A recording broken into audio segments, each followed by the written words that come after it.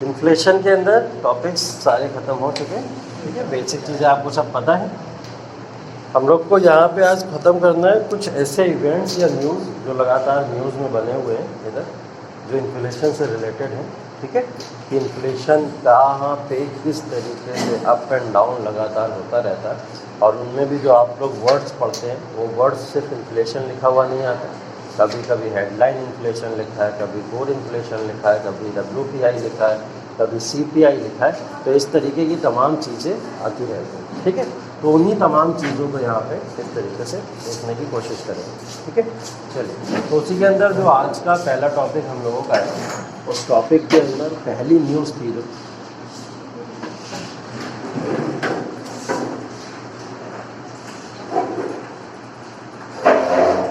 वो है CPI inflation से रिलेटेड। ठीक है, CPI इन्फ्लेशन से रिलेटेड कंज्यूमर प्राइस इंडेक्स वाली बात हम लोग कर चुके हैं। क्या होता है कंज्यूमर प्राइस इंडेक्स? ये आप लोग ने one of the type of inflation के अंदर पढ़ा था।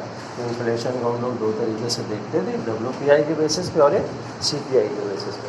ठीक, तो जब हम लोग यहाँ पे CPI इन्फ्लेशन की बात करते हैं तो CPI इन्फ्लेशन के अंदर गुड्स एंड सर्विसेज दोनों ऐड करते हैं, दोनों आती हैं इसके अंदर, गुड्स एंड सर्विसेज दोनों की बात हो रही होती है। ठीक है, अब CPI इन्फ्लेशन को भी फर्दर क्लासीफाई करके उन्होंने कुछ और पार्ट्स में भी क्लासीफाई किया हुआ है। उसी के अंदर उन्होंने एक चीज़ बोली है। ठीक, उन्होंने बोली है कि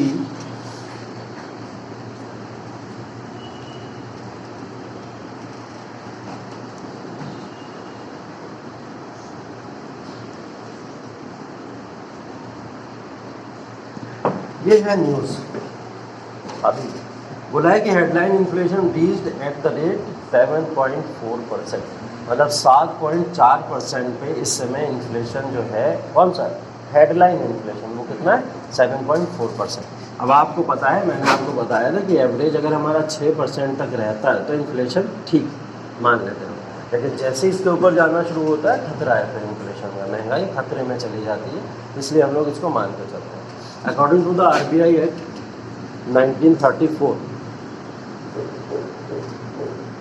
ठीक है, ये 1934 का RBI का एक्ट था, और इस एक्ट के अंदर बात की गई थी कि इन्फ्लेशन रेट जो होना चाहिए उसकी एक जो प्रैक्टिकल सिचुएशन होनी चाहिए किसी भी इकोनॉमी के यहाँ पे सर्कुलेट करने के लिए, खास करके यहाँ पे अगर इंडियन इकोनॉमी की बात करें हम लोग, तो एक मॉडरेट लेवल ऑफ इन्फ्लेशन क्या होना चाहिए। तो उन्होंने इस चीज़ को बोला था कि 4 ± 2%, अगर ये लेवल आपका इन्फ्लेशन का है तो आपकी इकोनॉमी अच्छी रन कर रही है, अदरवाइज़ आपकी इकोनॉमी में कुछ ना कुछ समस्याएं हैं। ठीक है, 4 ± 2% का मतलब ये रेंज हो गई 2 से लेकर 6% तक। ठीक है, 2 से लेकर 6% तक अगर आप यहाँ पे इन्फ्लेशन है मार्केट के अंदर, तो मार्केट के अंदर इन्फ्लेशन से आपको डरने की ज़रूरत नहीं है, परेशान होने की ज़रूरत नहीं है। 2 से 6% तक आराम से जाया जा सकता है। लेकिन जहाँ 2% से नीचे गिर जाए वो कहाँ ले जाएगा आपको, रिसेशन या डिप्रेशन की तरफ ले जा सकता है, और जहाँ 6% से ऊपर चला जाए वो आपको क्या ले जा सकता है, महंगाई की एक्सट्रीम पोजीशन पे ले जा सकता है, जिससे क्या हो सकता है यहाँ पे उसी की देखो बात कर रहे हैं हम लोग कि 7.4% अच्छा तो है ना, अच्छा तो है ना 7.4%। तो इन्होंने लिखा था कि CPI इन्फ्लेशन के अंदर जो हेडलाइन इन्फ्लेशन है वो कितना पहुँच गया, 7.4% है। तो ये हेडलाइन इन्फ्लेशन बताया था मैंने आप लोग को, है ना, नहीं बताया तो कोई बात नहीं, आज बता दे। हाइपर बताया, हेडलाइन नहीं बताया। कोर इन्फ्लेशन बताया,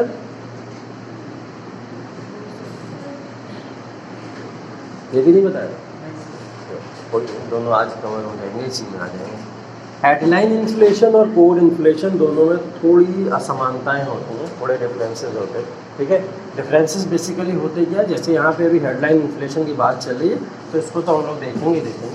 कोर इन्फ्लेशन वो इन्फ्लेशन होता है जहाँ पे फूड एंड फ्यूल, ये दो चीज़ें हैं, फूड एंड फ्यूल, इसके प्राइसेस को जब इंक्लूड ना किया जाए, जब इनके प्राइसेस को इंक्लूड नहीं किया जाता है तो वो इसकी कोर इन्फ्लेशन की वैल्यू की बात करता है, वो होता है कोर इन्फ्लेशन।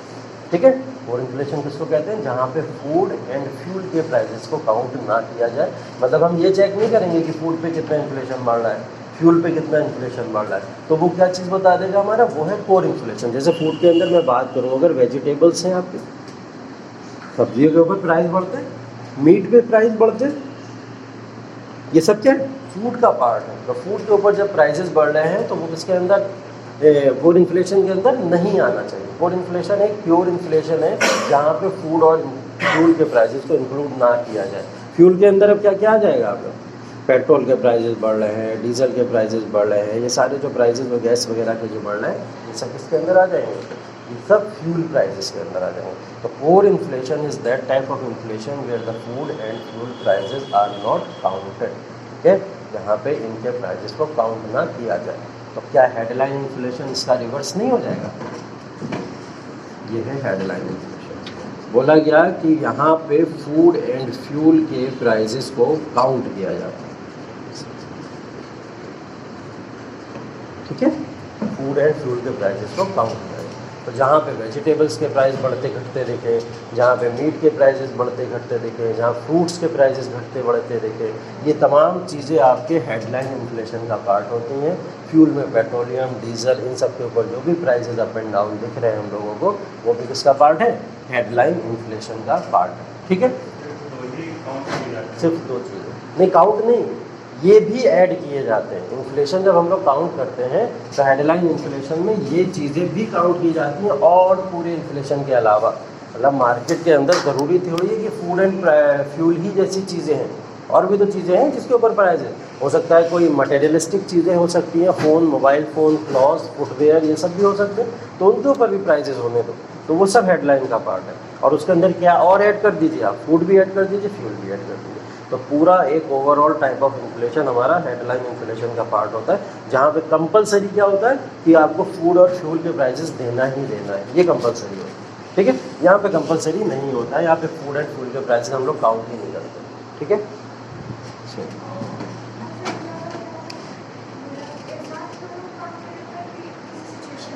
नहीं, ये एक्चुअल में हर महीने काउंट किया जाता है, कोई सिचुएशन नहीं होती है, कुछ भी नहीं, दोनों हमेशा हर महीने काउंट किए जाते हैं, ऐसा कोई पर्टिकुलर सिचुएशन नहीं है।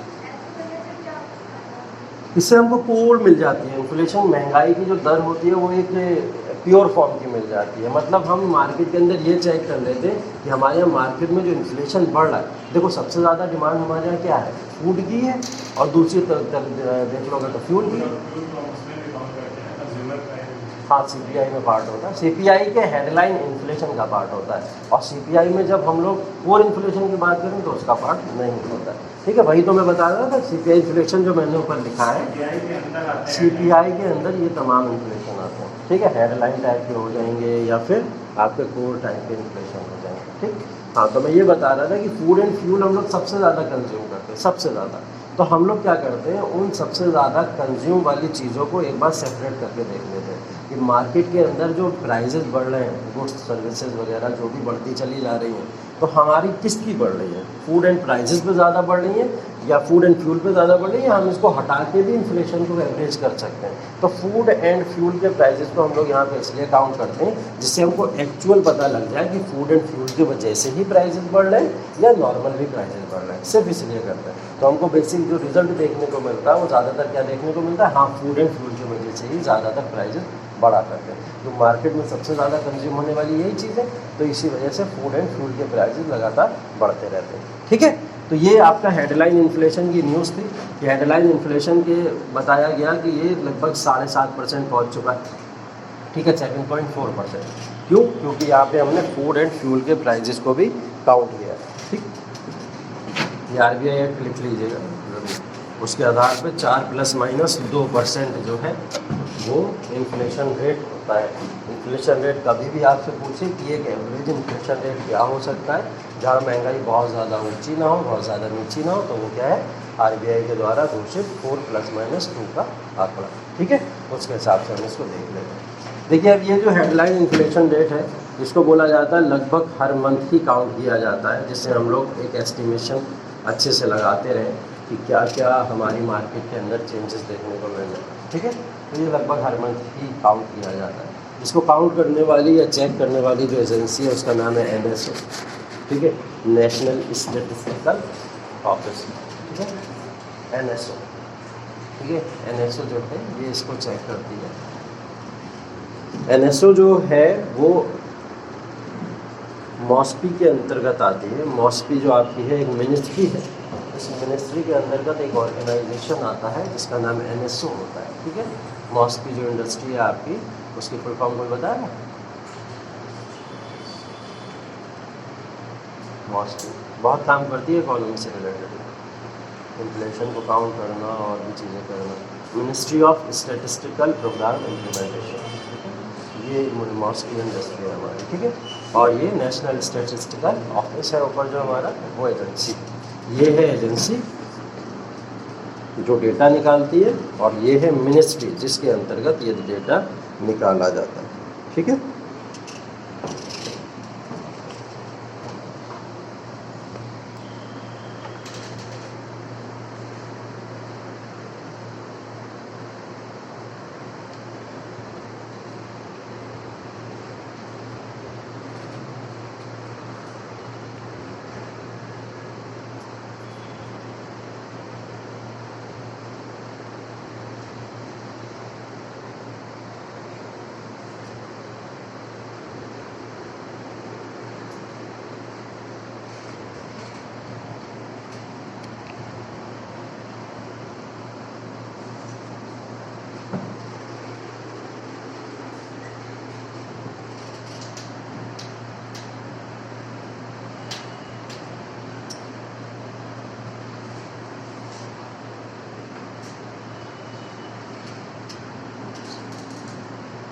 ठीक है। यहाँ पे एक वर्ड और यूज होता है जिसको हम लोग बोलते हैं retail inflation. Retail inflation, retail inflation के बारे में तो पता होना चाहिए आप लोग को, बताया है तो मैंने, है। जब हम लोग CPI की बात कर रहे थे, कंज्यूमर प्राइस इंडेक्स की बातें कर रहे थे, तो उस समय हम लोगों ने रिटेल इन्फ्लेशन की बात की थी, है। क्या बताया था रिटेल इन्फ्लेशन में? हम लोग WPI और CPI में डिफरेंस कर रहे थे। हाँ, WPI जो होता है, उसका जो भी शॉप में अपनी जो प्राइस, हाँ एग्जैक्टली, ठीक है। जब होल सेल में बनी हुई वस्तुएं कहाँ पहुँच जाए? मार्केट के अंदर किसी भी एक शॉपकीपर के पास में पहुँच जाए, दुकानदार के पास में पहुँच जाए, तो वो लोग क्या करते हैं? उसके ऊपर रिटेल प्राइजेस को ऐड कर देते हैं, ठीक है। तो वो क्या हो जाता है? उसकी वजह से रिटेल इन्फ्लेशन बढ़ जाता है। रिटेल इन्फ्लेशन मतलब रिटेल की ये जो हम लोग कह सकते हैं खुदरा मूल्य जो होता है आपका, बेसिकली उसकी कीमतें ऐड ही कर देना उसके अंदर रिटेल प्राइजेस को बढ़ा देता है, और रिटेल प्राइजेस क्या कर देते हैं? रिटेल इन्फ्लेशन क्रिएट कर देते हैं। तो ये रिटेल इन्फ्लेशन है बेसिकली। ये कहाँ देखने को हमको मिलता है? बेसिकली ये हमको CPI के अंदर ही देखने को मिलता है, ठीक है। CPI के अंदर ही देखने को मिलता है, one of the part of the retail inflation. तो अगर हम लोग रिटेल इन्फ्लेशन भी बोले कि इसका रेट जो था 7.4% पहुँच गया, तो कहना गलत तो नहीं होगा? लगभग हेडलाइन इन्फ्लेशन और रिटेल इन्फ्लेशन को हम कंपेयर कर सकते हैं, दोनों एग्जैक्टली सेम ही चीज़ें, कुछ अलग तो किया नहीं, और इवन हमने और प्राइजेस में इंक्लूड ही किया उसके अंदर, ठीक है। तो अगर आपसे बोला जाए कि रिटेल इन्फ्लेशन 7.5% पहुँच गया, हेडलाइन इन्फ्लेशन 7.5% पहुँच गया, तो हाँ सब ठीक है। हाँ, अगर बोले कोर इन्फ्लेशन 7.5% पहुँच गया तो नहीं, ये गलत है, ठीक है, ये बात गलत है, क्योंकि यहाँ पे फूड और फ्यूल के प्राइजेस इंक्लूडेड ही नहीं है। तो इसका ऑब्वियस ही बात है, ये प्राइजेस डाउन ही होंगे, नीचे ही होगा इसका इन्फ्लेशन में, ठीक। तो अभी हम लोग को न्यूज़ क्या समझ में आई कि अभी गवर्नमेंट ने यहाँ पे ये जो मिनिस्ट्री है इसने एक डेटा रिलीज़ करवाया NSO से, और उस डेटा में एक न्यूज़ दी हुई थी। वो न्यूज़ क्या थी कि हेडलाइन इन्फ्लेशन या फिर रिटेल इन्फ्लेशन मार्केट में 7.4% की हाई तक पहुँच चुका है, ठीक है। और ये 7.4% एक बहुत बड़ा रेशियो होता है अगर हम लोग CPI के बेसिस पे बात करें। WPI के बेसिस पे ये 12-13% तक भी जाता है, ठीक है। लेकिन CPI के बेसिस पे 7% भी होना इसके लिए बहुत बड़ी बात होती है, क्योंकि जैसे ही 6% क्रॉस करती है इकोनॉमी पूरी तरीके से हिल जाती है, जैसा हम लोगों ने अभी RBI के एक्ट के थ्रू भी देखा। तो यहाँ पे ये बात हो रही थी कि रिटेल इन्फ्लेशन या हेडलाइन इन्फ्लेशन 7.5% पे पहुँच गया। तो इसके रीज़न क्या है, कारण क्या है कि ये इतना हाई इन्फ्लेशन यहाँ पे पहुँचा कैसे? तो अगर हम लोग कारण की बातें करें तो कुछ कारण बताओगे?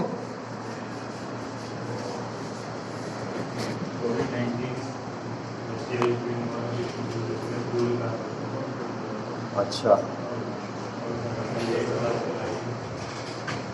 कोविड-19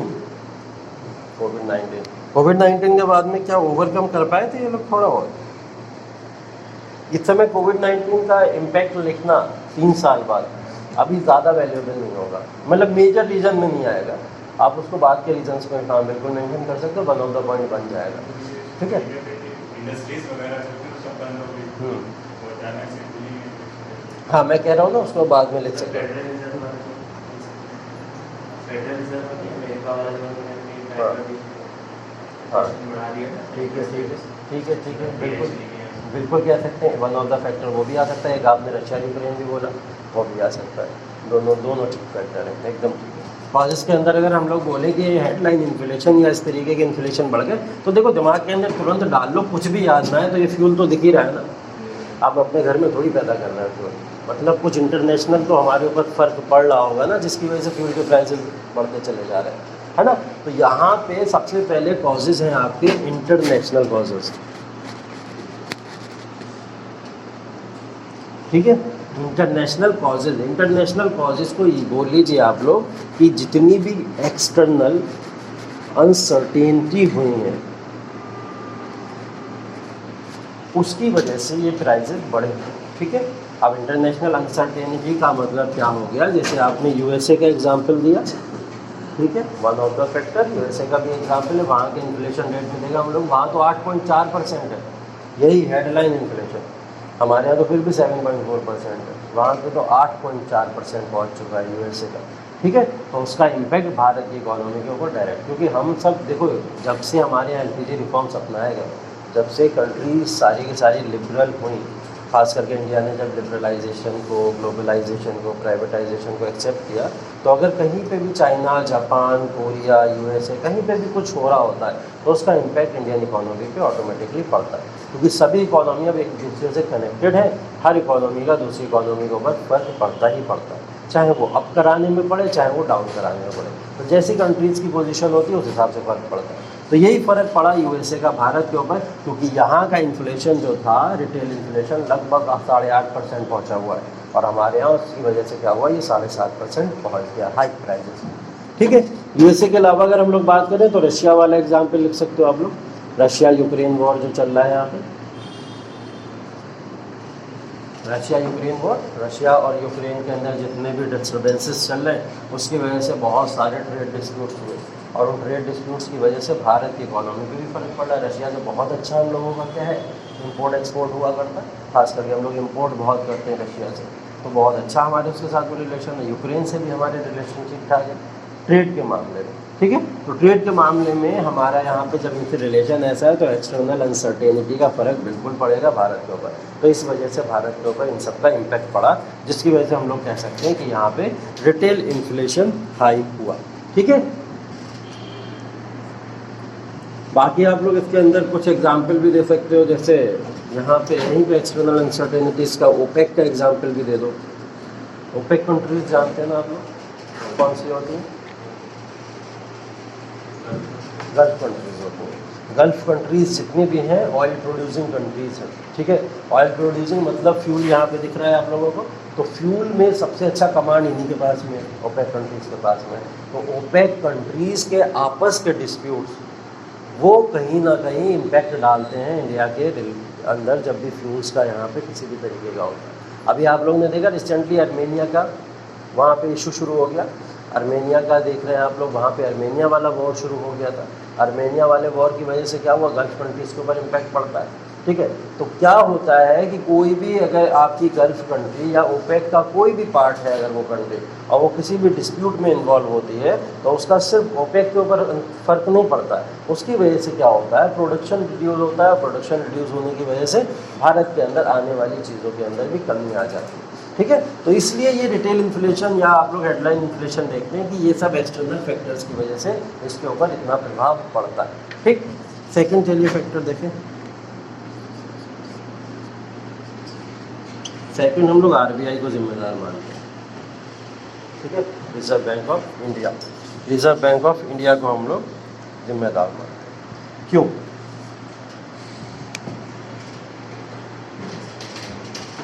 क्यों मानते हैं? आरबीआई मॉनेटरी पॉलिसी यूज़ करती है, very good, RBI monetary policy use करती है, तो इसके मॉनेटरी पॉलिसी के जो टूल्स हैं उसकी वजह से हम इसको जिम्मेदार मानते हैं। ठीक है। मान लिया सिचुएशन चल रही है इस समय रिटेल इन्फ्लेशन की, मार्केट के अंदर महंगाई बढ़ रही है, महंगाई बढ़ते समय हमारे यहाँ का रेपो रेट है इस समय प्रेजेंट टाइम में हमारे यहाँ का रेपो रेट है अप्रोक्स 5.5% या 5.9% भी अप डाउन देखने को मिलता है। मैंने 4% बताया ना, बेसिक होता है 4% लगभग, 40 बेसिस पॉइंट्स माना जाता है। कितना होता है? 4% होता है। ठीक है, ये कितना पहुँचा है? 5.5 या 5.9% या लगभग कह लें 6% तक पहुँचने वाला है। अब बोला जा रहा है कि इसको दिसंबर में बढ़ा दिया जाएगा। अभी ये दिसंबर आ रहा है, इस दिसंबर में ये बढ़ेगा, एकदम बढ़ेगा। रेपो रेट आपको यहाँ पे 6.34% भी मिल सकता है, हो सकता है यहाँ तक भी पहुँचे। ठीक है, तो बताओ भाई रेपो रेट का प्रभाव इन्फ्लेशन के ऊपर कैसे पड़ता है? अगर मैं इसको बढ़ा दिया, मैंने क्या करा, इन्फ्लेशन के लिए बढ़ा दिया, क्या होगा? रेपो रेट मैंने बढ़ा दिया, मार्केट में इन्फ्लेशन होगा या डिफ्लेशन होगा? हाँ, डिफ्लेशन होगा, इन्फ्लेशन होगा। लगाओ फॉर्मूला जरा।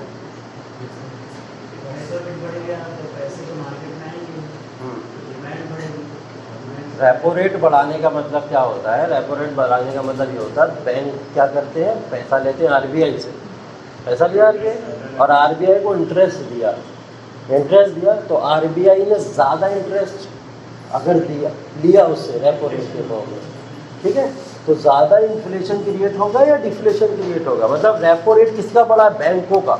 और जब बैंकों का रेपो रेट बढ़ेगा तो बैंक पब्लिक के लिए भी तो रेपो रेट बढ़ा, इंटरेस्ट रेट बढ़ा देगी कि बैंक रेट अब तुम भी हमको ज़्यादा दोगे, तुम भी हमारे ऊपर रेट ज़्यादा दोगे, तो इंटरेस्ट रेट किसका बढ़ गया? पब्लिक का भी बढ़ गया। तो जब पब्लिक के ऊपर इंटरेस्ट रेट बढ़ेगा तो लोग लोन कम लेंगे या ज़्यादा लेंगे? लोग लोन कम लेंगे। मार्केट में लोन जब कम लिया जाएगा तो क्या होता है?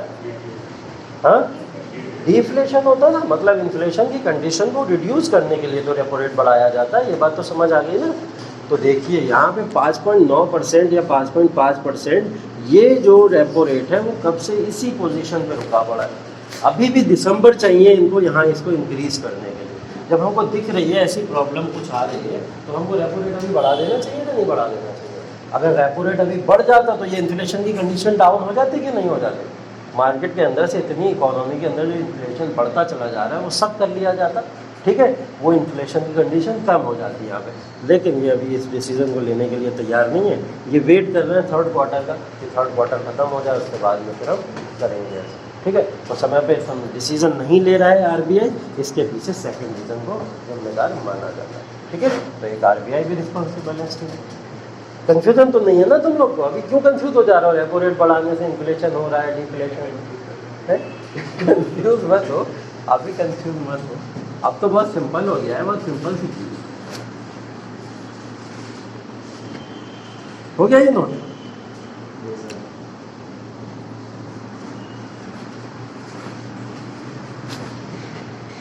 चलो यहाँ पे कॉजेस के अंदर तीसरा पॉइंट, और ये तीसरा पॉइंट वो पॉइंट है कि अगर आपको आंसर लिखने को आए तो ये सबसे ऊपर लिखना, ठीक है, क्योंकि ये सबसे इंपॉर्टेंट फैक्टर है। वो आप लोगों ने इंटरनेशनल वाला बता दिया तो मैंने पहले बता दिया इसीलिए, ठीक है। ये सबसे इंपॉर्टेंट फैक्टर है, इसको बोला जाता है फूड इन्फ्लेशन। सबसे मेन कॉज यही है, फूड इन्फ्लेशन, ठीक है। फूड इन्फ्लेशन की वजह से ही यहाँ पे क्या हो रहा है, ये इन्फ्लेशन लगातार बढ़ता चला जा रहा है। फूड इन्फ्लेशन की अगर मैं बात करूँ तो वही आ जाएंगे ना वेजिटेबल्स वगैरह में। वेजिटेबल्स में आप लोग देख रहे हैं आलू, टमाटर, प्याज, कहाँ से कहाँ प्राइजेस चलते चले जा रहे हैं, ठीक है।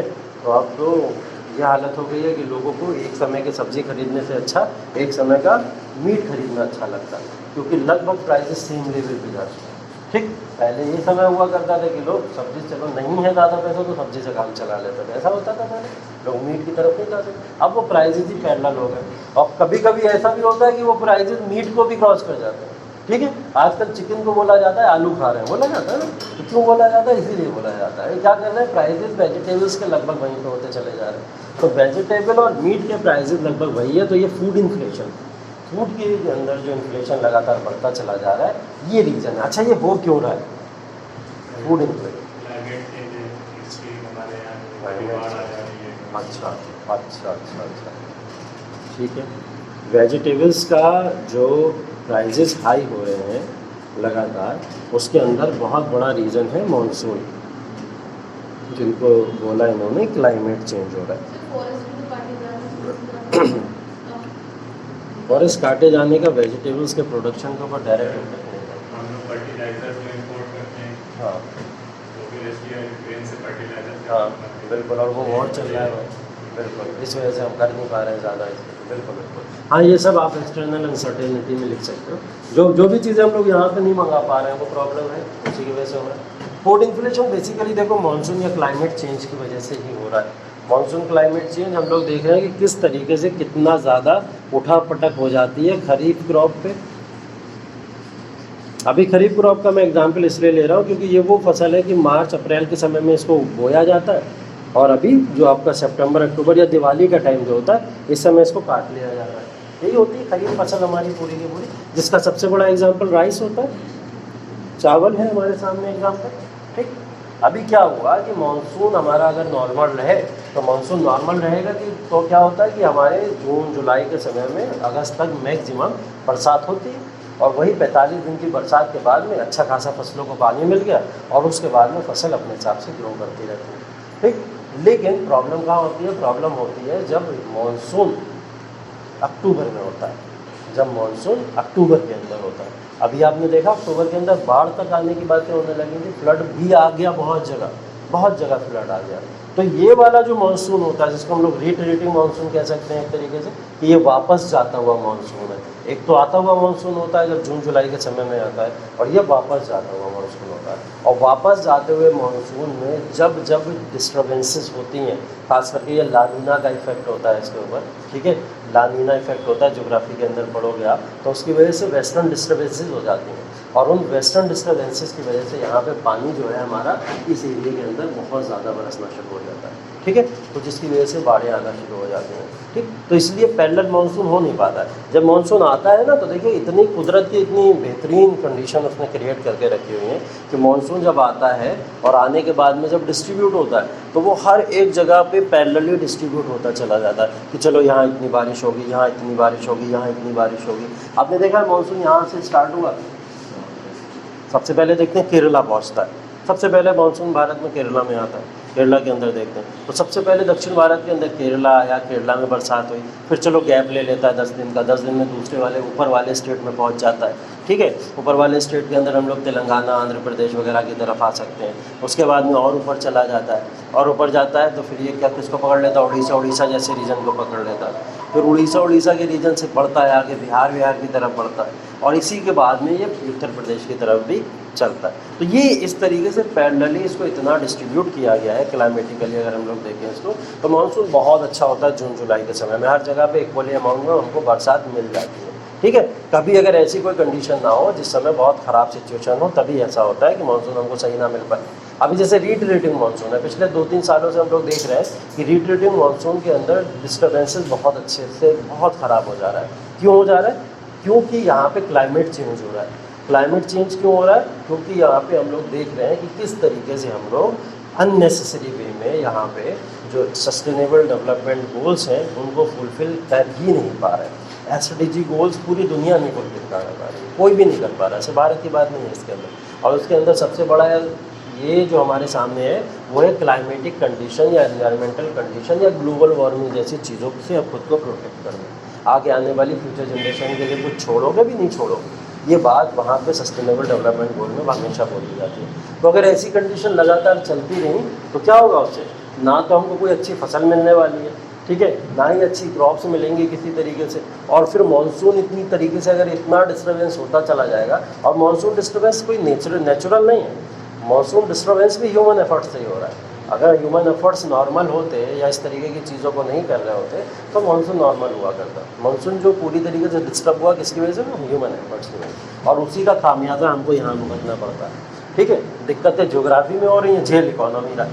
ठीक है, ठीक, तो यहाँ पे किसको झेलना पड़ रहा है? ये सब इकोनॉमी को झेलना पड़ रहा है। ठीक, हुआ क्या? वहाँ पे मानसून डिस्टर्बेंस हुआ सारा का सारा, उसकी वजह से खरीफ क्रॉप में बहुत बड़ा एक डाउनफॉल आया। डाउनफॉल आने की वजह से क्या हुआ? अब ये सितंबर अक्टूबर के समय में जब हम अक्टूबर में दिवाली के समय में चावल काटेंगे तो सारा सड़ा हुआ होगा, सब सड़ चुका है, क्योंकि इतने दिन खेतों में पानी भरा रहा, उसकी वजह से चावल सब सड़ गया है। मतलब 80% अनाज हमारा ख़राब हो गया होगा बहुत सारे खेतों के अंदर, कुछ ही % मिलेगा हमको। अब वो मिलेगा हमको, फिर क्या करना पड़ेगा? हमको डिपेंडेंट होना पड़ेगा किसके ऊपर? इम्पोर्ट के ऊपर। अब हमको बाहर से मंगाना पड़ेगा, बाहर से जब आएगी चीज़ें तो महंगी मिलेगी, इम्पोर्टेड चीज़ें हमको महंगी मिलेंगी। बाहर से आई महंगी मिली हम चलो यहाँ तक तो ठीक था, खरीफ जैसे तैसे काट लेते हैं। लेकिन इस खरीफ का इम्पैक्ट पड़ता है फिर जाके राबी के ऊपर। कैसे पड़ता है? वो बाढ़ के समय में जो फसल सड़ी और सड़ने के बाद में वो जो खेतों में पानी रहता है, मॉइस्चर इतना ज़्यादा आ जाता है उस लैंड के ऊपर कि वो मॉइस्चर वाली भूमि रबी क्रॉप के लिए खतरनाक होती है। ठीक है, रबी क्रॉप में बहुत ज़्यादा मॉइस्चर की ज़रूरत नहीं होती। जाड़ों में कभी देखा कि पाइप लेके डटे पानी डाल रहे हैं? नहीं होते ना, क्योंकि वो उससे कहीं ना कहीं वो चीज़ें मॉइस्चर मिल जाता है, ऐसा होता है। तो रबी क्रॉप को कम वाटर की ज़रूरत होती है, जिसका एक एग्जाम्पल बहुत बड़ा क्या है, वीट, जिसको हम लोग बोलते हैं। ठीक है, तो इस यहाँ पे समय हम लोग वीट वगैरह करते हैं। तो अब क्या हुआ कि अक्टूबर के समय में हमने फसल काट ली। अक्टूबर में फसल काटने के बाद में हमको इसको दिसंबर के आसपास में बोना रहता है, लेकिन 2 महीने का समय हमारे पास में होता है, लगभग 1-2 महीने का। उसके बीच में हम लोग बहुत सारी कैश क्रॉप भी उगा सकते थे वहाँ पे। कैश क्रॉप में जैसे हमारी कुछ छोटी छोटी दालें हो गई, वेजिटेबल्स हो गई, ये सब हो गई। तो ये सब यहीं से तो ख़त्म हो गई। अब हमारा खेत सड़े पड़े हैं तो हम कैसे वेजिटेबल्स को उगाएंगे वहाँ पे? तो कैश क्रॉप्स वहाँ पे हो नहीं पाती हैं उसकी वजह से, जिसकी वजह से क्या होता है, रबी क्रॉप के आने वाले समय की फसलें भी वहाँ पे ख़राब होना शुरू हो जाती हैं। अब इसकी वजह से वीट भी, तो पूरा 1 साल की साइकिल सिर्फ एक मॉनसूनल डिस्टर्बेंस की वजह से ख़राब हो जाती है। ठीक है, तो जैसे हम लोग ने यहाँ पे बात करी फूड इन्फ्लेशन क्यों बढ़ रहा है, तो फूड इन्फ्लेशन आपका ज्योग्राफी की वजह से बढ़ रहा है। इसलिए मेरे को ज्योग्राफी नहीं पसंद, इकोनॉमी को खराब कर दे रखा है। ठीक है, समझे इस बात को? कोई डाउट यहाँ पे? क्लियर है? तो फूड इन्फ्लेशन के लिए सबसे बड़ा एग्जांपल हम लोग यही देख सकते हैं कि यहाँ पे वेजिटेबल्स के प्राइसेस जो होते हैं लगातार बढ़ते चले जाते हैं। इसके अलावा क्या हो रहा है, इसके अलावा और अगर हम लोग देखें, फुटवेयर एंड फ्यूल प्राइसेस भी बहुत तेज़ी से हाई हो रहे हैं। फुटवेयर एंड फ्यूल प्राइसेस भी बहुत तेज़ी से हाई हो रहे हैं। ठीक,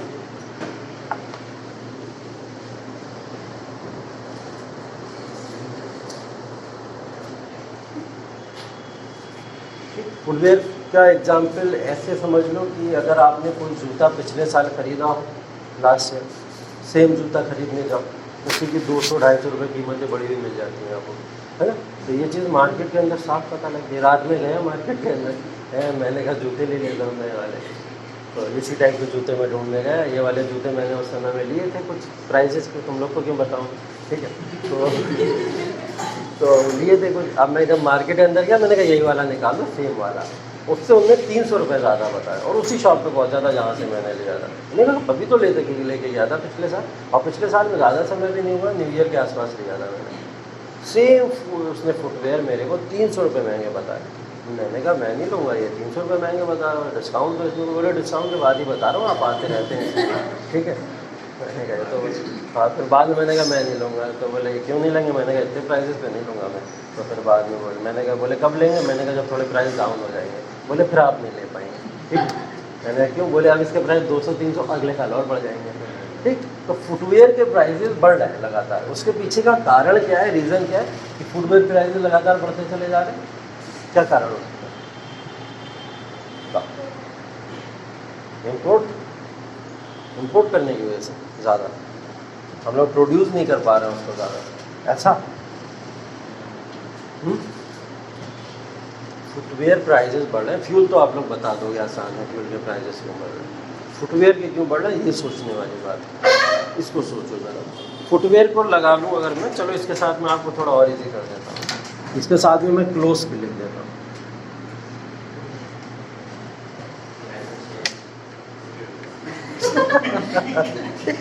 ये सही था।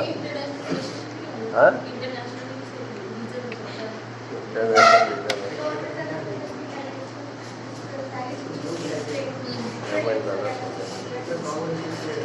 हैं? क्या कह रहे हैं?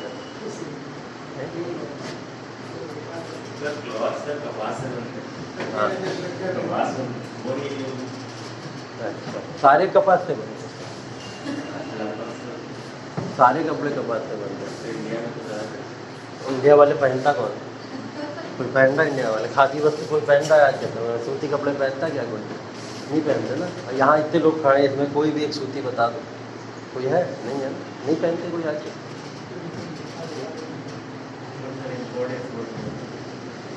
इम्पोर्ट एक्सपोर्ट हो सकता है।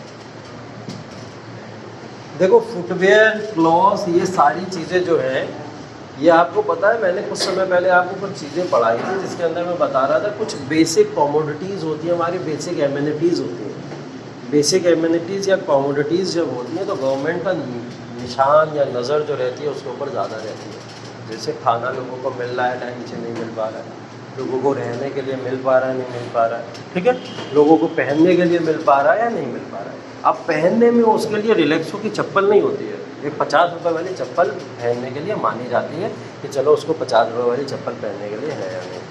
फुटवेयर और क्लॉथ्स के अंदर प्रॉब्लम क्या हुई है, मार्केट में कंपटीशन बढ़ा है बहुत तेज़ी से। पहले मोनोपोली जैसी कंडीशन हुआ करती थी फुटवेयर या क्लॉथ्स के अंदर, हम लोग देखा करते थे कि सिर्फ और सिर्फ ब्रिटिश कंपनीज ही कपड़े बना बना के हमको बेचती रहती थी, हम लोग उसको उस तरीके से खरीदते रहते थे, तो एक बेसिक कांस्टेंट प्राइसेस चला करते थे। अभी क्या हुआ, मार्केट के अंदर कंपटीशन भी बढ़ता चला जा रहा है। कंपटीशन जब मार्केट के अंदर बढ़ रहा है तो गवर्नमेंट ने क्या करा है, इन सब चीज़ों को प्राइवेटाइज कर दिया है, लोगों के ऊपर छोड़ दिया है। ये आप फुटवेयर, क्लॉथ्स, कपड़े जो भी होंगे, हम आपको बेसिक एमिनिटीज़ या कमोडिटीज़ के फॉर्म में नहीं प्रोवाइड करेंगे, ठीक है। बेसिक एमिनिटीज़, कमोडिटीज़ में आप अपने शौकिया चीज़ों को पूरा नहीं कर सकते, आप अपनी ज़रूरत की चीज़ों को पूरा कर सकते हैं, ठीक है। तो ये इंसान के लिए शौकिया चीज़ है, इंसान शौक में खरीदता है, फुटवेयर्स वगैरह जो भी हैं, बेसिक चीज़ों को छोड़ दिया जाएगा तो ये शौक में खरीदता है। इसकी वजह से क्या होता है, मार्केट के अंदर कोई भी पर्सन जो होता है 5-6 हज़ार के जूते भी खरीद के बहुत सारे लोग घूम रहे हैं आज के समय में, नॉर्मल हो गया है कई सारे लोगों के लिए कि 4-5 हज़ार का जूता एक बार ले लेंगे, ज़िंदगी भर चलता रहेगा, ऐसा सोच के पहन लेते हैं। हमारे एक दोस्त ने ख़रीदा था, ठीक है, और उसने एक सैंडल खरीदी थी, लेदर की सैंडल थी, लगभग 3,000 रुपये की सैंडल थी। मैं काफ़ी समय से पहन रहा था और कह रहा था अब ज़िंदगी भर यही पहनूंगा, इसको उतारूँगा ही। बहुत मेहनत करके 3,000 कलेक्ट किए थे और उससे खरीद लिया ये 15,000 में। तो सैंडल्स जो थी वो एक बार अपने रूम के बाहर उतार के गया, ठीक है, उसमें से एक सैंडल गायब हो गई पता नहीं है कौन ले गया, ले जा नहीं तो दोनों ले जाता, है ना। अब वो एक सैंडल को उसने शोरूम में रखा हुआ है पूरा बचा के, आराम से कहता है ये ज़िंदगी भर रखूँगा बचा के अपने लिए, लेकिन पहन नहीं सकता ना। तो ये जो इंसान कहता है ना कि ज़िंदगी भर पहनेंगे, खरीद लेते हैं एक बार में, ये वाला कॉन्सेप्ट ही ख़राब है। तो यहाँ पे यही हो रहा है कि बेसिक एमिनिटीज़ इसके अंदर है नहीं, इन चीज़ों को बेसिक एमिनिटीज़ या हाँ हाँ बहुत महंगे महंगे शूज़ मिल रहे हैं। बाप रे बाप, बाप रे बाप, 40,000 में वलीमा हो जाता है उसका। हाँ सच में, और क्या। हाँ देखो 2 साल की फीस भी जमा हो सकती थी पढ़ाई के अंदर।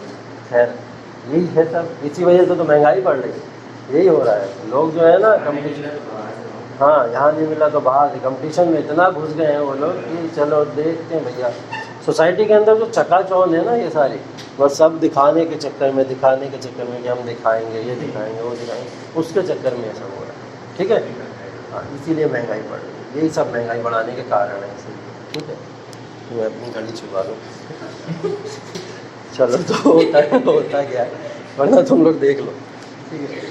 तो होता ये है कि जो बेसिक एमिनिटीज़ या कमोडिटीज़ से बाहर जब भी रखा जाए किसी भी चीज़ों को, तो उसकी वजह से क्या होता है, प्रॉब्लम यही होती है कि वहाँ पे मार्केट के अंदर गवर्नमेंट जब छोड़ दे तो क्या होता है, प्राइवेट कंपनीज उसके प्राइसेस को बढ़ाना शुरू कर देती है और उस प्राइसेस में भी लोग खरीदने के लिए तैयार रहते हैं। तो यही हो रहा था यहाँ पे फुटवेयर्स के अंदर या क्लॉथ्स के अंदर, ये सब प्राइवेटाइज्ड हो चुकी हैं चीज़ें। लोगों को 1,000 रुपये में बेचो तब भी खरीदते हैं, 2 में बेचो तब भी खरीदते हैं, 5 में बेचो तब भी खरीदते हैं, ठीक है। 500 से नीचे का जूता ही नहीं मिलता है मार्केट के अंदर, जहाँ 200-300 रुपये में भी जूते मिल जाया करते थे, होता था ऐसा, ठीक है।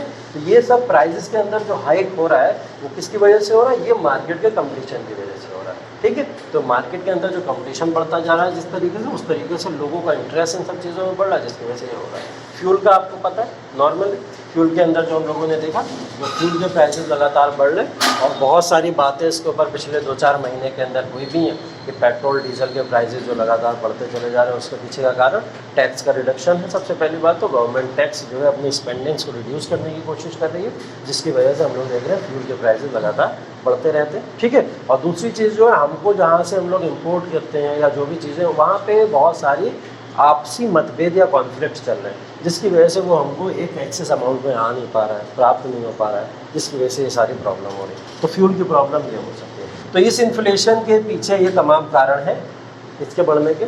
इसका सोल्यूशन बताइए क्या है? बताइए भैया, फ्यूचर IAS ऑफिसर, बताइए आपको को सोल्यूशन ही तो ढूंढना है।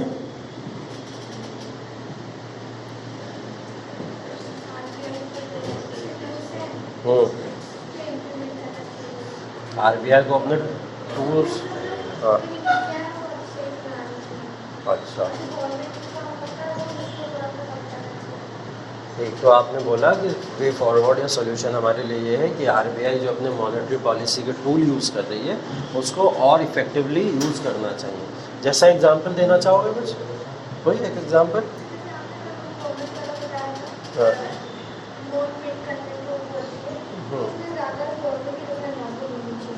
अच्छा, ठीक है, ज़्यादा गवर्नमेंट की दखल अंदाजी नहीं होनी चाहिए, ठीक। और कुछ? पर इन दोनों के बीच जो वॉर हो रहा है लोगों को समझाया जाएगा। अभी समझाया मोदी जी मोदी जी ने अभी फ़ोन किया था कुछ दिन पहले। नहीं सर, मैं सही हाँ, अरे सच में किया था, मैं भी तो सच बोल रहा हूँ, मजाक थोड़ी कर नहीं, रहा मुझे हूँ। लगा मजाक बोल नहीं, रहे मजाक क्यों करूँगा मैं? मजाक करने खड़ा हुआ मैं। मैंने मजाक करना शुरू कर दिया यहाँ खड़े हो तो तुम लोग का काम हो गया। ये बताओ ज़रा, अभी मोदी जी ने कॉल की कि नहीं की है? 3-4 दिन पहले की अभी न्यूज़ है, मोदी जी ने दोनों को कॉल की समझाने के लिए तो वॉर मत करो, लड़ाई वड़ाई ख़त्म करो, ठीक है? कोई फ़ायदा नहीं है इन सब चीज़ों का, ठीक। अब देखो, मानते हैं बात, नहीं मानते, रशिया को बहुत अच्छा दोस्त तो है हमारा रशिया। अभी रशिया ने एक काम और किया है, तब क्या किया है रशिया है? AK-203, यही सब लड़ाई है। वही बनते जाए। हाँ, वो तो है, ठीक है। एक काम और है, अभी रशिया ने POK को और अक्साई चिन्ह को भारत का पार्ट दिखा दिया है मैप में।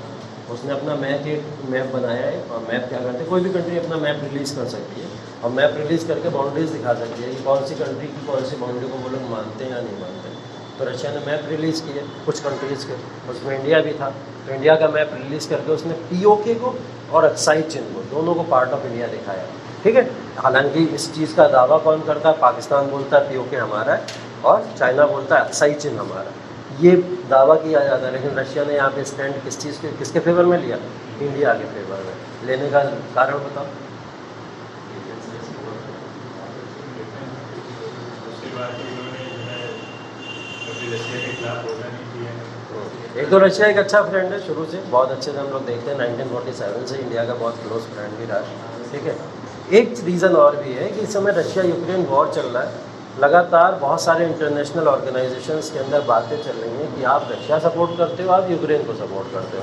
एक फेवर चाहिए होता है जब किसी कंट्री को, तो वो ऐसे काम करना शुरू करती है, ठीक है। तो रशिया ने इस मैप को रिलीज़ इसीलिए किया कि भारत को हम थोड़ा सा अपने फेवर में ले लेंगे इस बहाने, कि भारत इस बहाने कम से कम चलो हम इतना, रशिया चाइना का आपस में है, वो दोनों रहते हैं थोड़ा सा, उनका है बैलेंस आपस में, उनको पता है ना कि तू मेरी आइडियोलॉजी वाला, मैं तेरी, और क्या, वो है एग्जैक्टली है। इंडिया को इस समय USA भी बेवकूफ़ बना रहा है, इंडिया को रशिया भी बेवकूफ़ बना रहा है, ठीक है। लेकिन इंडिया का जो थॉट प्रोसेस है वो बहुत अच्छा है, बहुत अच्छा है। कोई और कंट्री होती पाकिस्तान की तरह तो वो लट्टू बनी घूमती रहती है इधर उधर, लेकिन इंडिया जो है एक सख्त लौंडे की तरह काम करती है, बहती नहीं है, ठीक है।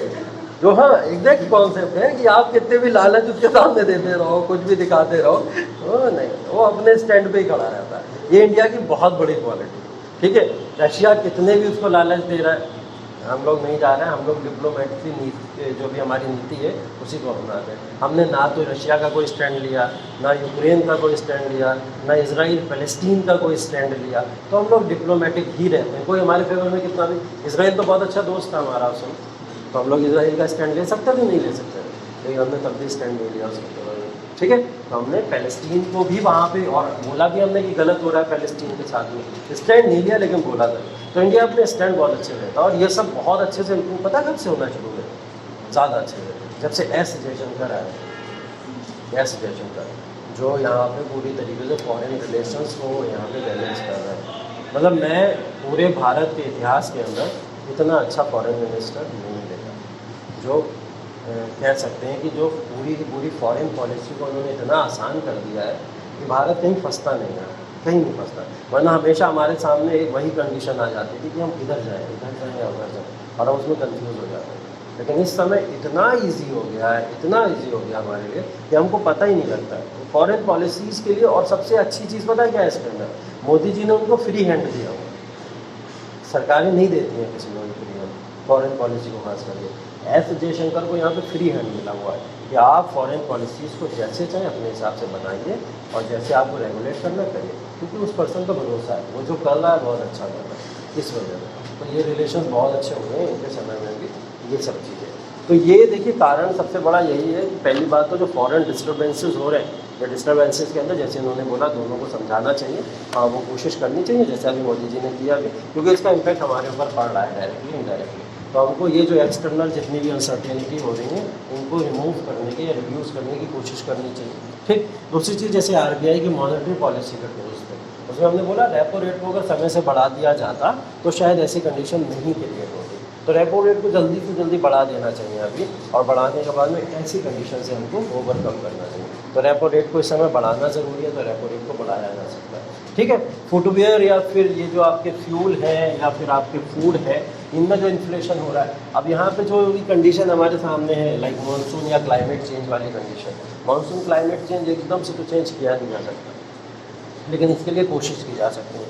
यहाँ पे हम लोग सस्टेनेबल डेवलपमेंट गोल्स हैं हमारे जैसे, या जितने भी ऐसे रेगुलेशंस हैं जो हमारे क्लाइमेट चेंज को लेके हमारे सामने रखे गए, उनके ऊपर हमको थोड़ा काम करना चाहिए। ठीक है, एकदम इम्प्रूव तो होगा नहीं, लेकिन धीरे धीरे करके सोल्यूशन तो हमको ज़रूर मिलेगा इसके लिए। ठीक है, मार्केट के अंदर कंपटीशन जो है उसको हेल्दी कंपटीशन में कन्वर्ट कर देना चाहिए, वो मोनोपॉलिस्टिक कंपटीशन नहीं होना चाहिए जिससे मार्केट के अंदर प्राइसेस बढ़ते हैं। तो मोनोपॉलिस्टिक कंपटीशन से हटके हमको एक हेल्दी कंपटीशन या एक नॉर्मल कंपटीशन के ऊपर अपने आप को शिफ्ट कर देना चाहिए। ये सब इसके सोल्यूशन हो सकते हैं अगर हमको इसको रिमूव करना है। बहुत बड़ी न्यूज़ है, क्वेश्चन इससे ज़रूर आएगा एग्ज़ाम के अंदर आपके 23। ठीक है, तो ये CPI या इससे रिलेटेड जब भी न्यूज़ बनती है WPI से, तो ऐसी न्यूज़ हमेशा एग्ज़ाम के अंदर पूछते हैं।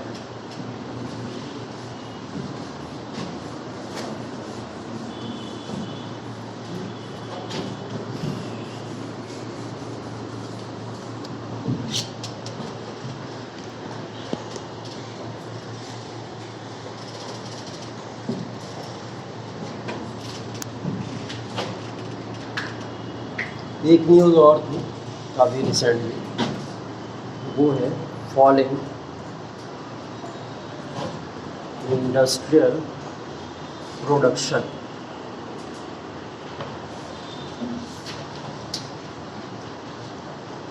IIP क्या है? IIP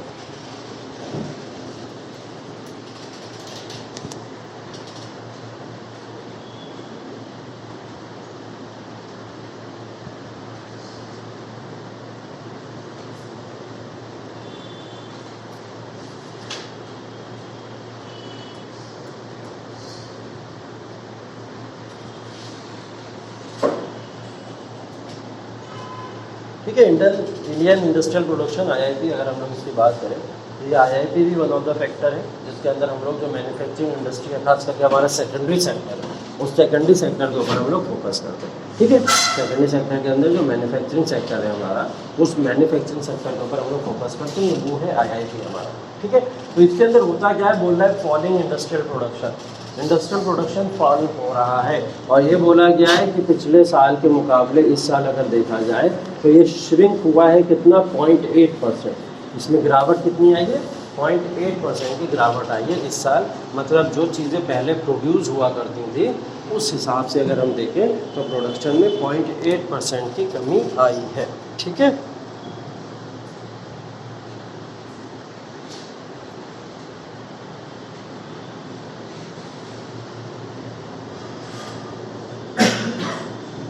क्यों कमी आई होगी, क्यों कमी आई होगी? मार्केट के अंदर इंडस्ट्रियल प्रोडक्शन जो डाउन हो रहा है, क्यों डाउन हो रहा है? मतलब मैन्युफैक्चरिंग इंडस्ट्रीज श्रिंक हो रही हैं, इंडस्ट्रीज़ के अंदर प्रोडक्शन डाउन हो रहा है, या हम लोग कह लें इंडस्ट्रीज़ ही बंद हो जा रही है। क्या कारण हो सकता है उसका?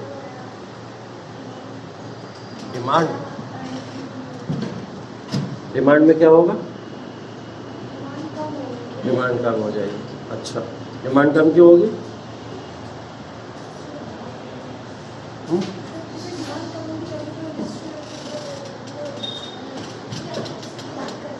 इन दोनों से बाहर निकलो, इंडस्ट्रियल प्रोडक्शन और डिमांड से बाहर निकलो। तीसरा फैक्टर बताओ। टर्शरी सेक्टर से जा रहे हैं ज़्यादा, टर्शरी सेक्टर में जा रहे हैं हम लोग, इसलिए मैन्युफैक्चरिंग सेक्टर्स बंद हो रहे हैं। अच्छा, लेकिन सेकेंडरी सेक्टर तो बहुत बड़ा योगदान देता है सर्विस सेक्टर में जाने के लिए। सेकेंडरी सेक्टर के बिना सर्विस सेक्टर में मूव कैसे करोगे? अगर बस चल रही है तो पहले तो प्रोड्यूस होके आई होगी ना, मैन्युफैक्चरिंग हुई होगी, अभी तो बस सर्विस दे पा रही है आपको। कैसे उसको कर सकते, डायरेक्टली तो नहीं रिस्पॉन्सिबल हो सकती है उसके। डिमांड डाउन किसकी वजह से हुई है? अभी पीछे पड़ के आए हो तुम लोग, इन्फ्लेशन नहीं बढ़ता चला जा रहा है। इन्फ्लेशन जो है, कीमतें बढ़ती चली जा रही हैं इन्फ्लेशन की। जिस तरीके से इन्फ्लेशन बढ़ता चला जाएगा तो डिमांड डाउन होती है कि नहीं होती है? सर डिमांड बढ़ गया है, इन्फ्लेशन बढ़ता है। हाँ बताओ। इन्फ्लेशन बढ़ रहा है मार्केट में बहुत तेज़ी से, बहुत तेज़ी से बढ़ रहा है। महंगाई बढ़ती जा रही है, बढ़ती जा रही है, बढ़ती जा रही है। अब महंगाई से बढ़ती जाती है तो महंगाई बढ़ते जाने में मार्केट के अंदर लोग ज़्यादा चीज़ें मांगने की कोशिश करते हैं या कम चीज़ें मांगने की कोशिश करते हैं? उस हिसाब से तो ये है ना। हाँ बिलाल कुछ नहीं कह सकते, बताओ। सर डिमांड जो बढ़ती है तभी तो इन्फ्लेशन बढ़ता है। हाँ तो उसके पीछे मुझे कुछ सबूत तो दो, क्या सबूत है? तब मैं कंपेयर करके बताऊँगा क्या सबूत। अगर डिमांड बढ़ रही है तो इन्फ्लेशन भी बढ़ रहा है। इसके लिए मैंने एक आपको एग्जांपल दिया था, मैं ही बता दे रहा हूँ। मैंने बोला था डिमांड जब मार्केट के अंदर बढ़ती है तो डिमांड बढ़ने की वजह से क्या होता है? आपका इन्फ्लेशन बढ़ता है। क्यों बढ़ता है वो इन्फ्लेशन? मार्केट के अंदर डिमांड बढ़ रही है, मतलब लोगों की जेब में पैसा ज़्यादा है। लोगों की जेब में पैसा ज़्यादा है तो लोग क्या करते हैं? ज़्यादा से ज़्यादा डिमांड करना शुरू कर देते हैं।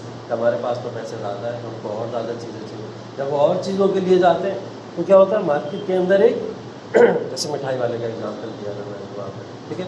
तो मार्केट के अंदर क्या होता है? ज़्यादा इन्फ्लेशन बढ़ना शुरू हो जाता है। तो जैसे जैसे डिमांड बढ़ रही है उस तरीके से इन्फ्लेशन बढ़ना शुरू हो जाता है। तो यहाँ पे बताओ, अब यहाँ पे मैंने बोला कि डिमांड डाउन हो रही है यहाँ पे अगर, तो क्या इन्फ्लेशन बढ़ेगा?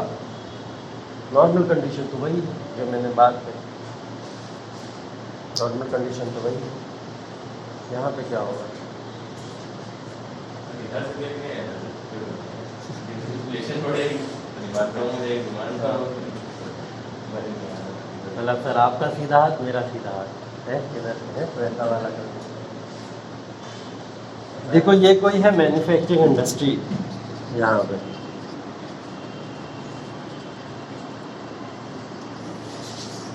इस मैन्युफैक्चरिंग इंडस्ट्री के अंदर माना कि प्रोडक्शन जो हुआ करता था वो हुआ करता था 100 बिस्किट्स का, ठीक है। 100 बिस्किट्स का यहाँ पे प्रोडक्शन हुआ करता था। 100 बिस्किट के पैकेट यहाँ पे प्रोड्यूस हुआ करते थे। समय निकलता गया, इनका प्रोडक्शन डाउन होता चला गया, ठीक है। अब वो 100 बिस्किट्स नहीं प्रोड्यूस हो पा रहे क्योंकि वो बिक ही नहीं रहे, सेल ही नहीं हो पा रहा उन बिस्किट का। तो जब वो बिस्किट सेल नहीं हो पा रहा तो प्रोडक्शन डाउन हो रहा है। प्रोडक्शन डाउन होते होते क्या होगा? मतलब प्रोडक्शन डाउन क्यों हो रहा है? क्योंकि ये डिमांड जो है लोग कर नहीं रहे। प्रोडक्शन डाउन होने का मतलब तो यही होगा ना कि इंडस्ट्रीज़ के अंदर लोग डिमांड नहीं कर रहे हैं, इसलिए उसका प्रोडक्शन डाउन हो रहा है। ऐसी बात समझ आ गई हम लोगों को, ठीक। जब यहाँ पे डिमांड डाउन होती है किसी भी चीज़ की, यहाँ पर प्रोडक्शन नहीं होगा जब, तो क्या होता है कभी कभी मैन्युफैक्चरिंग इंडस्ट्री जो भी होती है या ये जो बिस्किट वाली इंडस्ट्री थी, ये हो सकता है शट डाउन हो जाए, ये हो सकता है शट डाउन हो जाए, ठीक है। जिसकी वजह से हमने देखा कि हमारा IIP जो था वो कितना श्रिंक होकर चला गया?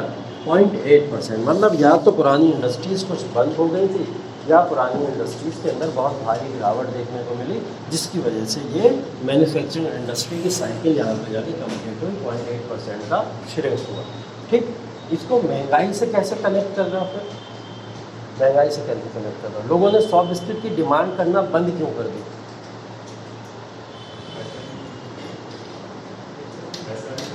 पैसा नहीं होगा उनके पास में, तो फिर वो महंगाई नहीं हुई ना, महंगाई नहीं हुई ना, फिर क्वालिटी नहीं अच्छी होगी,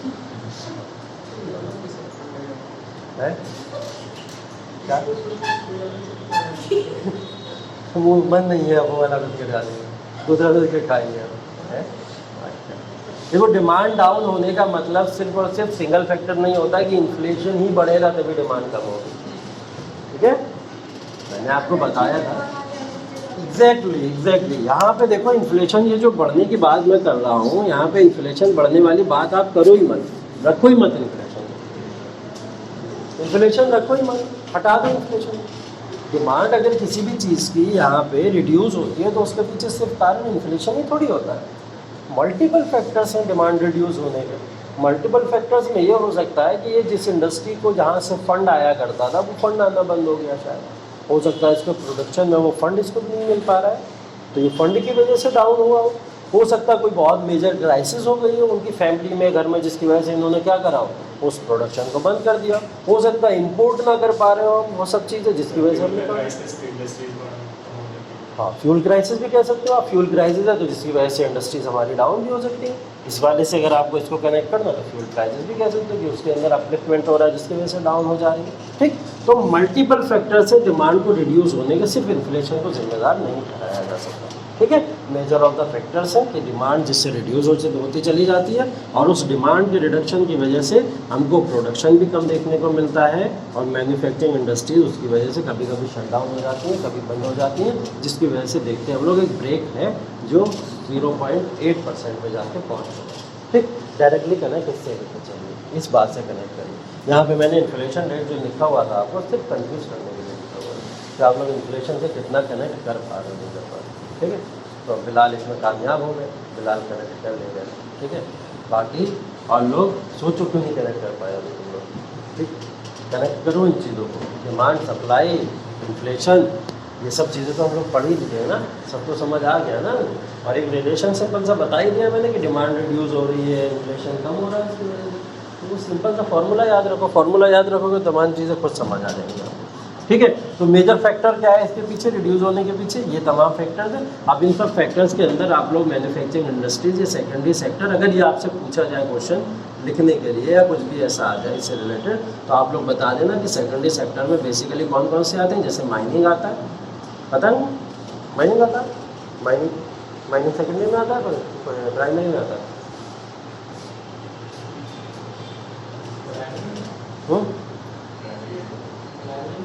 प्राइमरी में आता है। खनन जिसको हम लोग कहते हैं, खनन प्राइमरी में आता है।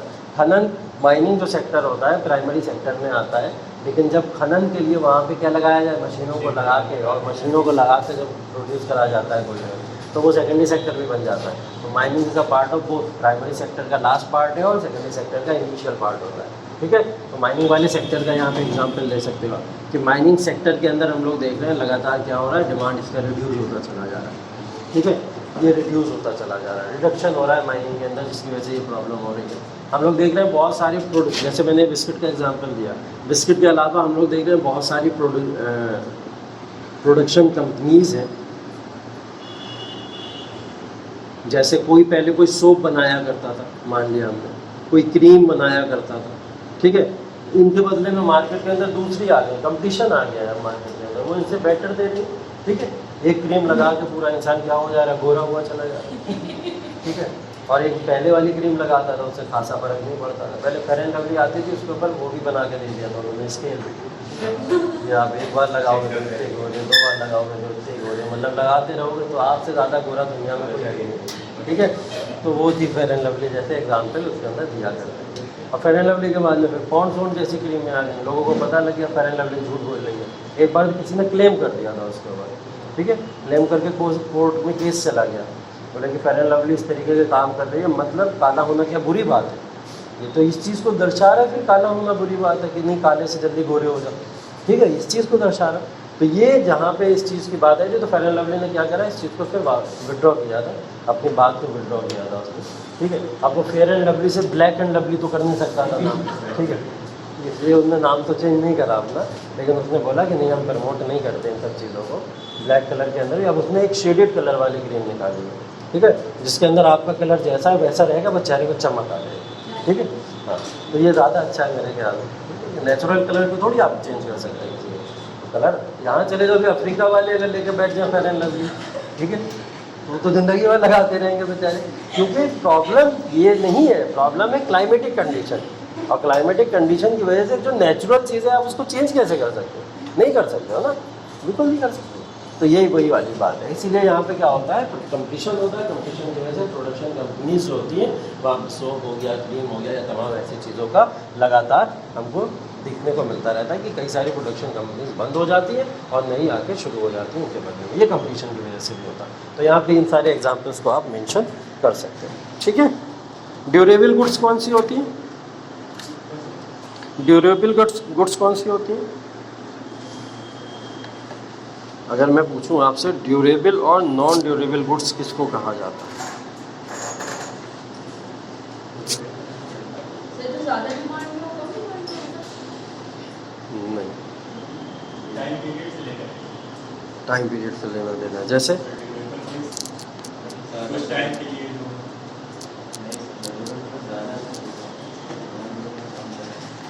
ड्यूरेबल मतलब कम टाइम के लिए और नॉन ड्यूरेबल ज़्यादा टाइम के लिए, उल्टा है।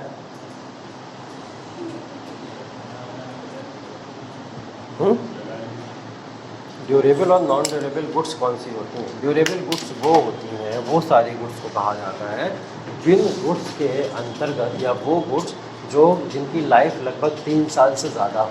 कितनी हो?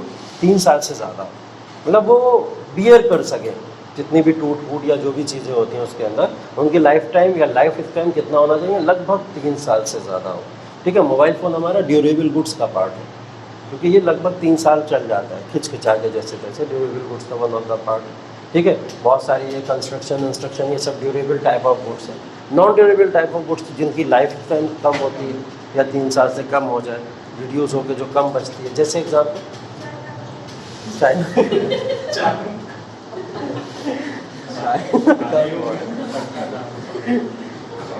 तुम लोग मजे ले रहे हो क्लास में बैठ के?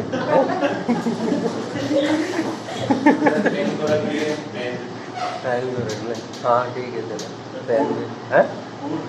फूड नॉन ड्यूरेबल, हाँ ठीक है। पेरिशेबल टाइप ऑफ गुड्स होते हैं और पेरिशेबल टाइप ऑफ गुड्स सारे के सारे लगभग नॉन ड्यूरेबल ही होते हैं, ठीक है। वो भी हो सकता है। और प्लास्टिक क्या होगी? पॉलीथीन क्या होती है? ड्यूरेबल नॉन ड्यूरेबल होती है। इसी नॉन ड्यूरेबल प्लास्टिक को हम लोग ड्यूरेबल में कन्वर्ट करने की कोशिश कर रहे हैं। अभी यही न्यूज़ है अगली बार, ठीक है। अगली न्यूज़ यही है, प्लास्टिक बैन हुआ था। प्लास्टिक बैन होने के बाद में अभी भी बैन ही चल रहा है, लेकिन लोग दे रहे हैं, खुलेआम दे रहे हैं, ठीक है। वो तो चलता ही रहता है, ऐसा बहुत बार बैन हुआ। बैन होने के बाद में भी वो सारी चीज़ें बंद क्यों नहीं होती हैं? इसलिए बंद नहीं होती हैं क्योंकि उसका कोई भी एक अच्छा हमारे पास में सप्लीमेंट नहीं। अगर सप्लीमेंट होता तो वो चीज़ें बंद हो जाती, सप्लीमेंट नहीं तो कैसे बंद होगी, ठीक है। अब कोई इंसान 10 किलो शक्कर लेके आ रहा है, कागज़ का थैला लेके जाए तो फैल जाएगी पूरी, चीनी रोड पे बह रही है पूरी, तो ऐसा हो जाएगा। तो इसीलिए इसकी एक सप्लीमेंट कम से कम देना चाहिए हमको। अगर सप्लीमेंट नहीं मिलेगा तो क्या होगा? प्रॉब्लम होगी, ठीक है। और सप्लीमेंट हमारे पास में खादी का थैला है भी, तो वो इतना महंगा है कि जितने की शक्कर नहीं ली उतना का थैला लेके आओ, ठीक है। तो फिर नुकसान है उसमें भी। तो ऐसी चीज़ों को नहीं लेना चाहिए। इसलिए ये जो non durable type of goods हैं, जैसे पॉलीथीन कभी ख़त्म ही नहीं हो सकती, ठीक है। शक्तिमान देखा तुम लोगों ने? शक्तिमान में एक एपिसोड आया था, छोटे थे बहुत देखते थे शक्तिमान। उसके अंदर एक एपिसोड आया था, एक जो था उसके अंदर जो उसके सामने हमेशा चैलेंजेस आते रहते थे, कोई ना कोई शैतान आता था उसके सामने, उसको वो ख़त्म करता था। एक शैतान बना हुआ था प्लास्टिक मैन, ठीक है। वो प्लास्टिक मैन बना हुआ था। प्लास्टिक मैन बन के क्या करता था? सारे लोगों को मार दिया करता था। तो शक्तिमान उसको ज़मीन में गाड़ते हैं पहले, तो फिर से आ जाता है वापस, ठीक है। उसके बाद जलाने की कोशिश करते हैं, उसको जला देते हैं, वो फिर से वापस आ जाता है। तो उनको पता लगता है ये दुनिया में तो नहीं ख़त्म होने वाला, तो उसको लेके जाते हैं स्पेस पे।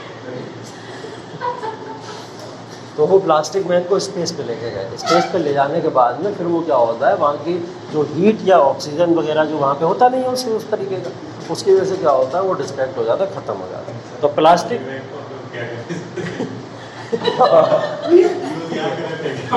वही बात है, पॉलीथीन यूज़ करी या तो ये शक्तियाँ हमारे पास में आ जाए कि स्पेस में जाके प्लास्टिक गिरे सीधा, है ना।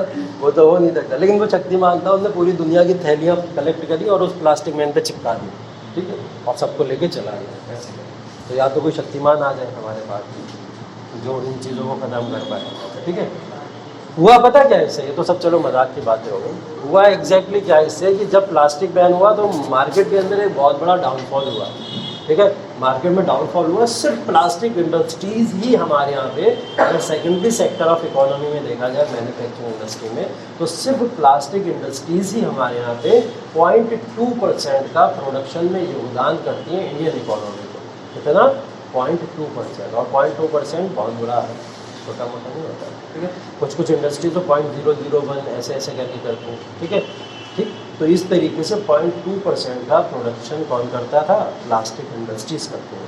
जब इसके ऊपर बैन लगा, ये सब समस्याएं हुई, तो प्लास्टिक इंडस्ट्रीज़ ने खुद को बंद करेंगी। वो तो ऑब्वियस सी बात है, वो प्लास्टिक को प्रोड्यूस कर नहीं सकते, या कुछ और ढूंढेंगे उसके बदले। तो इसकी वजह से डाउनफॉल हुआ। ये डाउनफॉल पहुँचा 0.5% 0.59% पे अप्रॉक्स, ठीक है। कितना पहुँचा? 0.59% में पहुँचा, जिससे भारत को यहाँ पे फिर अगेन नुकसान हुआ। तो यहाँ पे बात यही है कि जो ड्यूरेबल और non durable type of goods है, जिसके अंदर नॉन ड्यूरेबल में प्लास्टिक जैसी चीज़ें आ गई, इसको ड्यूरेबल में कन्वर्ट करना ज़रूरी है, ना कि इसको पूरी तरीके से ख़त्म करना, ठीक है। पूरी तरीके से ख़त्म हम कर नहीं पाएंगे, पन्नियाँ कितनी भी जला लो ख़त्म नहीं होंगी, कितना भी उसे दफना लो ख़त्म नहीं होने वाली। तो उनको क्यों ना हम ऐसी चीज़ में कन्वर्ट कर दें जो रीयूजेबल हो जाए, हमारे लिए रिसाइकलिंग हो जाए, जिसकी बार बार हम उसको बार बार यूज़ कर पाएँ। ऐसी चीज़ों में क्यों ना कन्वर्ट करें। तो इसको लेकर अभी काम चल रहा है लगातार। इसलिए प्लास्टिक को लेकर देख रहे हो आप लोग, बहुत ज़्यादा सख्ती आपके ऊपर नहीं है। क्यों नहीं है? क्योंकि ये अगर डाउन हुआ और ज़्यादा तो प्रॉब्लम हो जाएगी, ठीक है। जितनी बुरी चीज़ें हमारे यहाँ में, उनमें हमको बहुत अच्छा प्रोडक्शन मिलता है, ठीक है। जैसे कि हमारे यहाँ लिक्विड शॉप अगर बंद हो गई तो हमारी इकोनॉमी बंद हो जाएगी, ठप हो जाएगी, ठीक है। ये जो है ना पान मसाला वगैरह, ठीक, पान बाहर, विमला क्या होता है, विमल होता है, विमला होता है, जो भी है विमल, ठीक है। विमल से याद आ जाता है, ठीक। तो ये जितने भी पान मसाले हैं, गुटके हैं, लिक्विड शॉप है, ये सब, इन सब की वजह से इंडियन इकोनॉमी समझो जिंदा है, सर्वाइव कर रही है इन सब की वजह से। क्योंकि ये सब खाने पीने वाले रेगुलर हैं, ये सब रेगुलर कस्टमर्स होते हैं, और रेगुलर कस्टमर्स बहुत भरोसेमंद होते हैं किसके? इकोनॉमी के लिए, ठीक है। अगर ये टूटे तो मतलब इकोनॉमी खतरे में होती है, ठीक है। हाँ, डेथ रेशियो तो बढ़ेगा उससे, नो डाउट डेथ रेशियो बढ़ेगा। ऐसी चीज़ें कंज्यूम करने तो वो तो उन्होंने साफ साफ लिख दिया उसके ऊपर, इतना बड़ा कछुआ बनाया उन्होंने, और बोला कि इससे क्या होता है? कैंसर होता है, ठीक है। कछुआ नहीं, वो क्या बनाया? बिच्छू, ठीक है। तो उससे केकड़ा कौन बोला?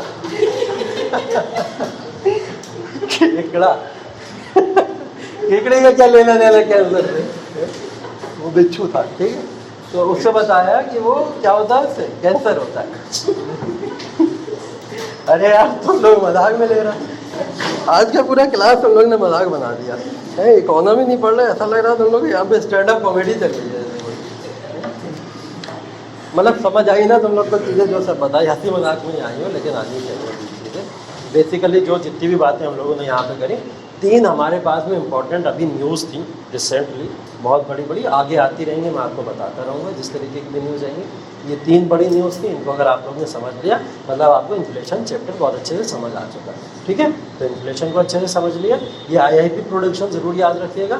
ये WPI CPI के बाद में तीसरा वो प्रोडक्शन का प्राइस इंडिकेशन है, जिसमें इन्फ्लेशन को बहुत तेज़ी से देखा जाता है, मतलब कितना डाउन हो रहा है, कितना अप हो रहा है। उसकी बात पीछे नहीं हुई थी, तो चलो यहाँ पे हो गई, ठीक है। तो यहाँ पे हम लोग ने इसको कवर कर दिया, ठीक। इसके अलावा कोई और चीज़ें आपकी इन्फ्लेशन के चैप्टर में बचती नहीं है। धन्यवाद।